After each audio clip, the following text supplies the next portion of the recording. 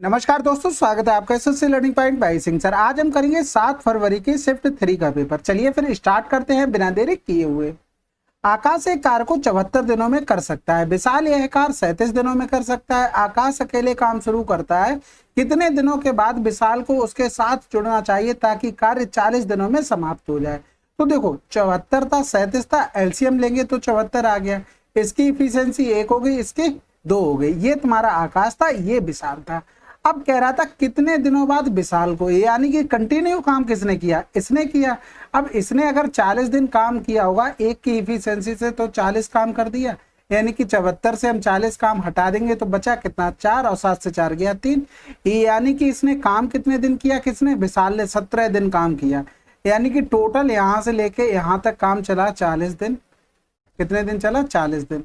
यहां तक तो क्या था? अकेले कर रहा था आकाश। उसके बाद आकाश और विशाल हो गया, यानी कि यहाँ पर विशाल ने कितने दिन काम किया? 17 दिन। यानी कि टोटल 40 दिन चलना था, तो यहाँ से हमें पता लग जाएगा 40 माइनस का 17, यानी कि वो 23 दिन बाद आया।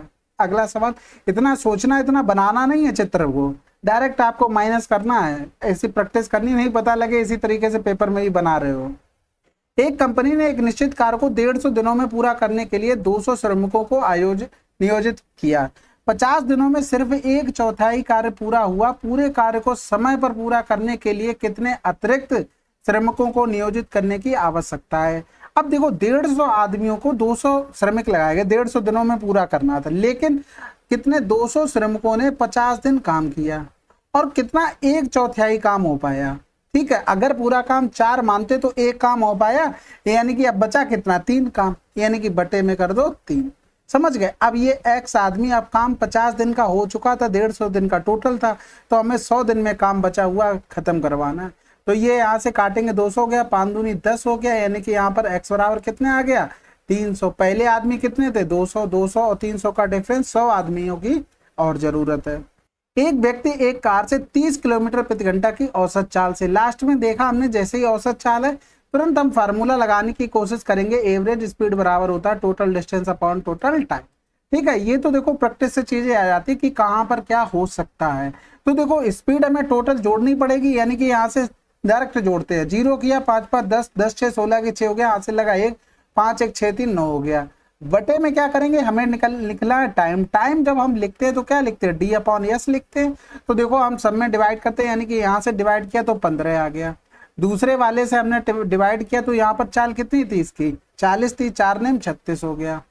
प्लस का यहाँ से किया तो 5 3 15 हो गया, 9 3 12 हो गया, 27 हो गया, यानी कि 960 बटे 27। तो यहाँ से करेंगे 3 ने 27, 3 3 9, 3 दूनी 6 हो गया, यानी कि यहाँ से करेंगे 9 3 27, बचा कितना है? 6। फिर 9 छक्का 54 हो जाएगा। इतना करने की जरूरत भी नहीं है, ऑप्शन की तरफ भी देख ले। ठीक है, चलो। रानी घर से 30 किलोमीटर प्रति घंटा की चाल से स्कूल जाती है। देखो फिर से क्या पूछा? औसत चाल क्या होगी? अब यहाँ से देखो जितनी दूरी जा रही है उतनी तो वापस आ रही है। डिस्टेंस क्या हुई? कांस्टेंट हो गई। तो हमें अगर दो स्पीडें दी जाए तो हम क्या लगाते हैं? 2xy upon x plus y।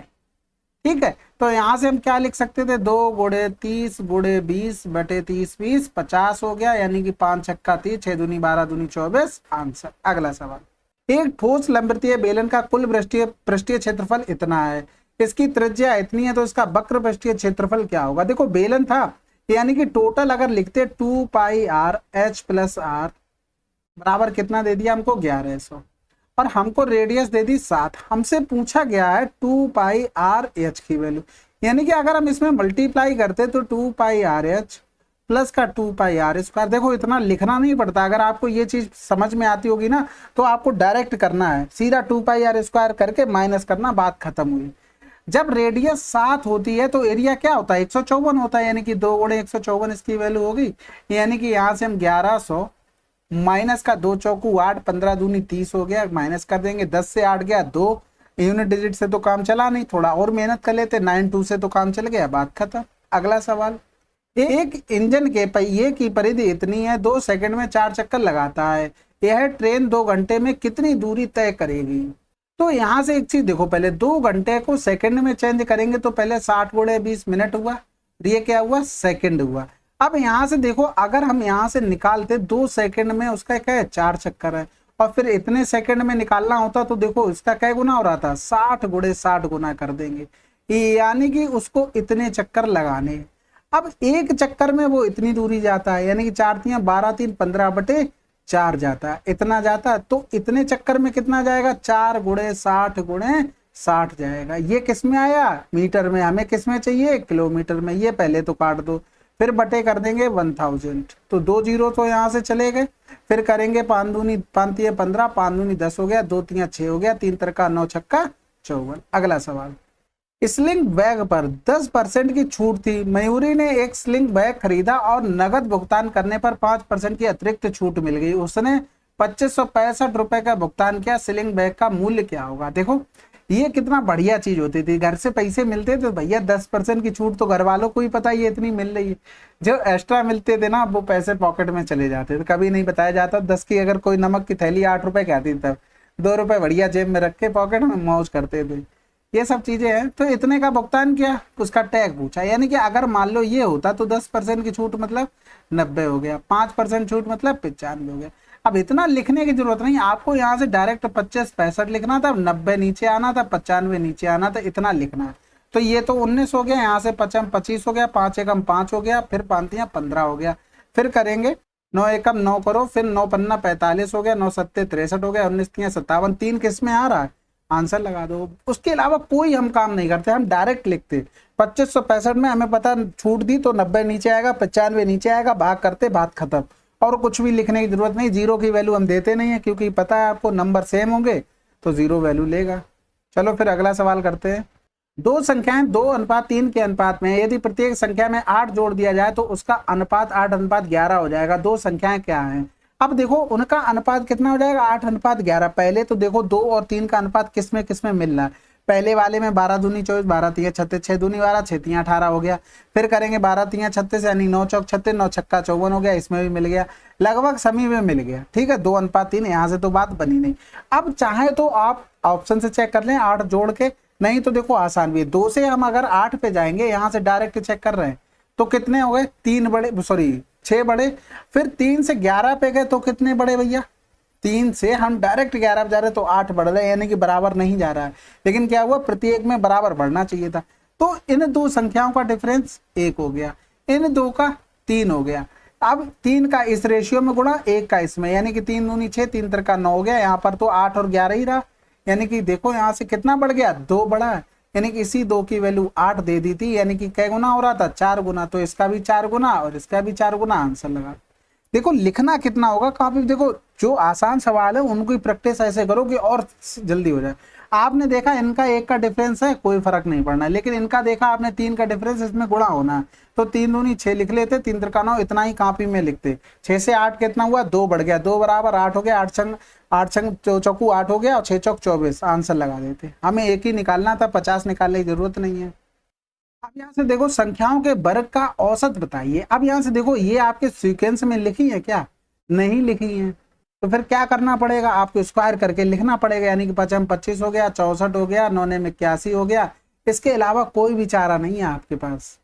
144 हो गया, 225 हो गया और 16 16 256 हो गया। जोड़ दो, 5 4 9 1 10 4 14 5 19 और 6 आगे लगा 2 2 2 4 6 4 10 10 8 18 18 4 22 22 और 7 29, 2 1 3 हो गया, 3 2 5 2 7 हो गया। अब डिवाइड करना था, क्या नंबर थे हमारे पास, 6 थे, यानी कि 6 कम 6 हो गया, बचा 1, 6 तियां 18 हो गया, फिर 1 बच गया, यानी कि 6 दूनी 12 हो जाएगा।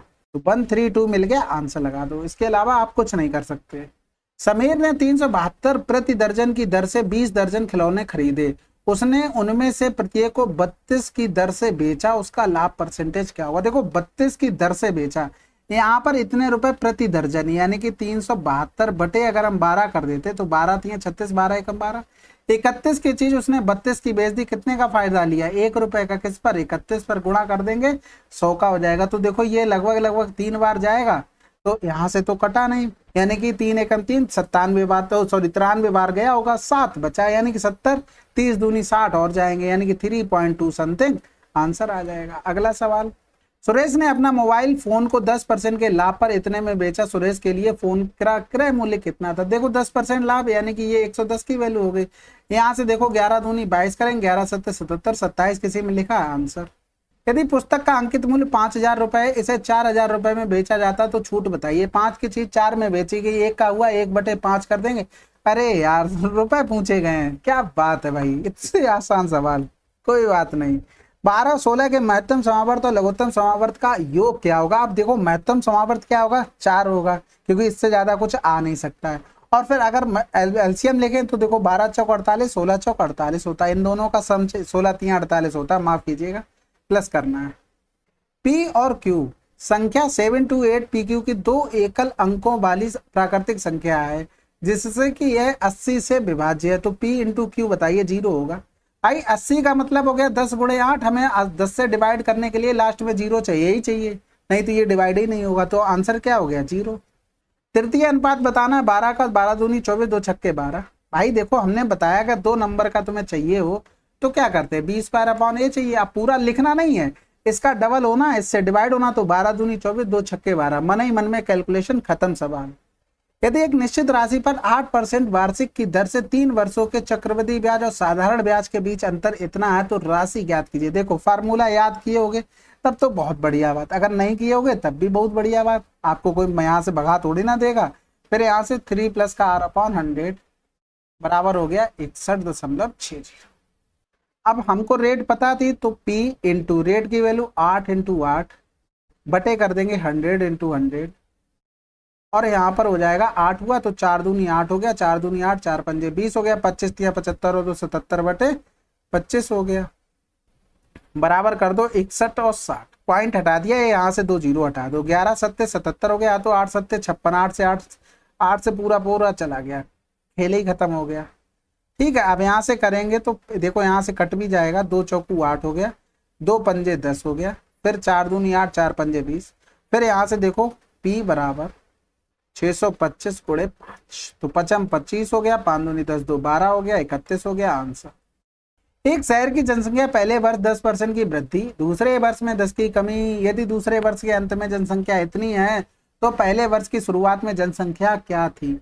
समझो अगर इसकी हम एकल छूट निकालते, 10 की वृद्धि हुई 10 की कमी हुई, भैया हम एकल निकाल लेते तो कितना आता? 10 माइनस 10 तो कट ही गया, 1% आता है, यानी कि जो वैल्यू दी गई थी वो 99 की दी गई थी, हमें 100 की वैल्यू निकालनी थी आंसर। इसी तरीके से करना आप, जैसे जा भाई 10 की वृद्धि 10 की कमी, a माइनस का b माइनस ab/100 फार्मूला, तो 1% आता, 1% से 100 में से कम कर दिया तो 99 की वैल्यू दी गई तब हमने 100 बराबर निकाल ली।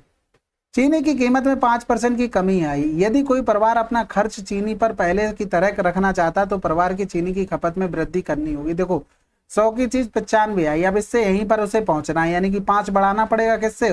95 से गुणा 100 कर दो, यानी कि यहाँ से करेंगे तो ये 19 हो गया, 19 पे ना 95 और 500, आंसर लगा दो। समझ में आई? चीनी की कीमत में कमी आई है, ठीक है, तो 100 से चीनी 95 हो गई।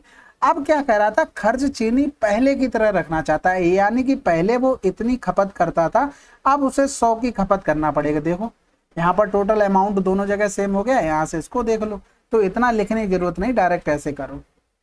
सर्दियों के दिनों में दिन के समय औसत तापमान इतना है, रात के समय गिरकर 8 डिग्री सेंटीग्रेड हो जाता है, तो प्रतिशत कमी बताइए। बताओ 34 से कमी पूछा गया, यानी कि 17 से यहाँ पर 4 हो गया, तो यहाँ से कमी कितनी आई? 13 की कमी आई, किससे? 17 से, इंटू 100 कर दो, फिर 17 8 136 ज्यादा हो जाएगा, 17 7 119, तो ये तो काट दो, आंसर लगा दो। अगला सवाल, एक शंकु की ऊंचाई और त्रिज्या इतनी और इतनी है, शंकु का आयतन ज्ञात करें।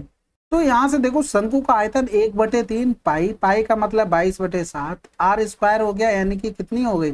7√7, इंटू में 7√7, और हाइट 21 हो गई। तो यहाँ से ये रूट वाले 7 हटा दो, फिर 3 सत्ते 21 हो गया, 7 का क्यूब करेंगे 343 हो गया, गुणे 22 हो गया, 22 तिया 66 हो गया, यूनिट डिजिट से काम हो गया, तो आंसर आ गया। ठीक है, कठिन नहीं थी आज की शिफ्ट, तो ये तो बहुत आसान शिफ्ट थी। ठीक है, कोई भी कैलकुलेशन वाला सवाल नहीं था इतना।